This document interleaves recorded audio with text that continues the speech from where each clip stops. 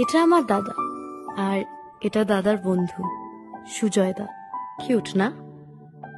পুচকি চল। কলেজে পড়ি, তাও পুচকি বলে ডাকে। কিন্তু এইবার পুজোয় সামথিং স্পেশাল হ্যাপেন। কে তোমার ভালোবাসায় খুব তোমার কাছে পাওয়ার গান গায়। সুজয় দা noticed me and noticed পুচকি। রোজ তোমার আসা যাওয়ায় এই নতুন সাজে তোমায় খুব মানায়।